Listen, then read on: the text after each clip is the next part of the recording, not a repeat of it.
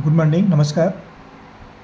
एक चर का रैखिक समीकरण linear equation in one variable, यह अध्याय का नाम है एक चर का रैखिक समीकरण।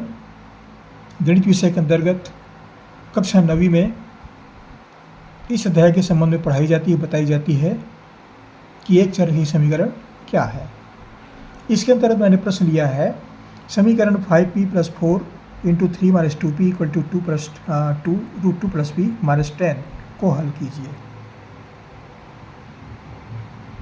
इस समीकरण को नीचे ले आते हैं हल करने के लिए।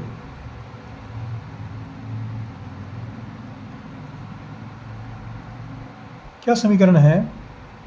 5p + 4 × 3 - 2p = 2 + p - 10।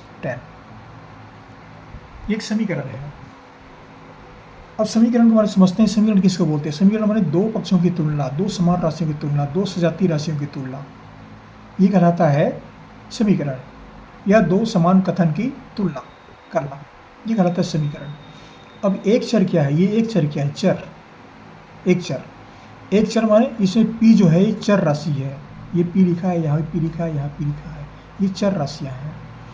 5, 4, 3, 2, 2, 10, ये सब अचर राशियाँ हैं। ये अचर राशियाँ, ये स्थिरांक है, इसके मान बदलते नहीं हैं।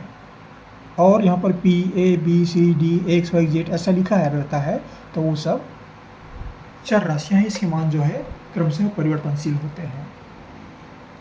अब यहाँ पर हमें दो पक्ष प्राप्त होते हैं। इस बराबर चिन्ह को पहले देखते हैं। बराबर के इधर का भाग पूरी राशि ये कहलाता है दायां पक्ष, और बराबर के इधर की पूरी राशि जहाँ पर पेन रख रहा हूँ मैं, ये बायां पक्ष कहलाता है। ये सभी राशि बायां पक्ष कहलाता है और ये पूरा दायां पक्ष कहलाता है।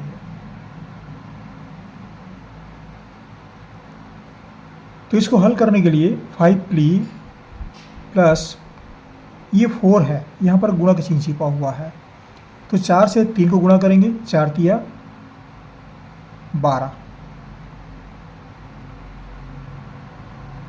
ये धन और ऋण का हो जाएगा ऋण 4 × 2 × p बराबर ये 2 और ऋण 10। इसको हल करते हैं। ये दोनों समान राशियां हैं, ये अचर राशियां हैं। ये 2 ऋण 10, 2 ऋण 10 माने ऋण 8 धन p। तीसरा स्टेप लेते हैं 5p प्लस ये 4 में 3 गुणा करते हैं, 4 × 3 = 12, ऋण 4 में 2 गुणा करते हैं, 4 × 2 = 8, p बराबर ऋण 8 धन p।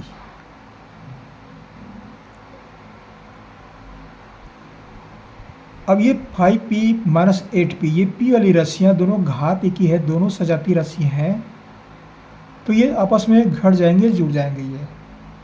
तो 5p - 8p बराबर हो जाएगा -3p। क्या बचा यहाँ पर? 12। और यहाँ पर क्या है? -8 + p।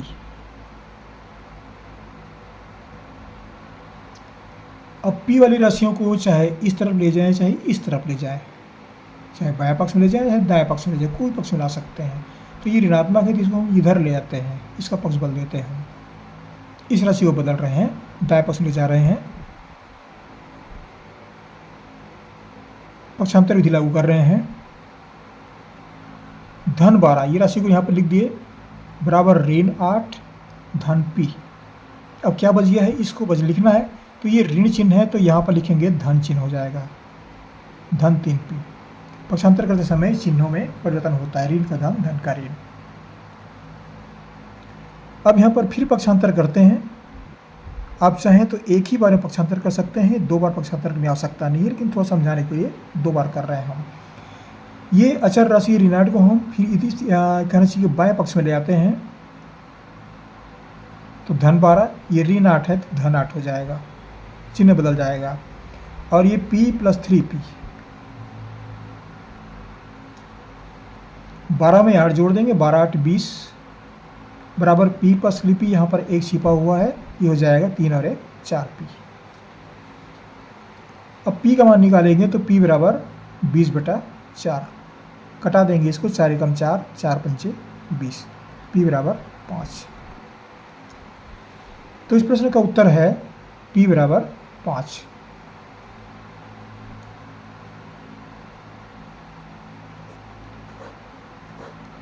ये इस प्रश्न का उत्तर है। एक अच्छा नंबर विद्यार्थियों को रहता है, जरूर पढ़िएगा। ऐसे प्रश्न 7वीं में पढ़ते हैं, 8वीं में रहता है। ये समीकरण जो है 7वीं 8वीं में भी है। बहुत सारे प्रश्न जो है मैंने 7वीं 8वीं का भी समीकरण संबंधित जारी किए हैं। अगर इसमें कुछ दिक्कत आती है तो जरूर पढ़िएगा 7वीं 8वीं का एक चररेखिक समीकरण। मैंने बहुत सारे वीडियो जारी किए हैं, जरूर पढ़िएगा, उससे आपको सहायता मिलेगी। हमारे चैनल जरूर सब्सक्राइब कीजिएगा, सब्सक्राइब करना ना भूलें, कर दीजिएगा। आप हमारी से बहुत बहुत शुभकामनाएं पढ़ते रहिए। अगले वीडियो में फिर मुलाकात होगी, फिर पढ़ेंगे, फिर एक नई वीडियो लेकर के आएंगे। सब्सक्राइब करना ना भूलें, जरूर कर दीजिएगा। Thank you.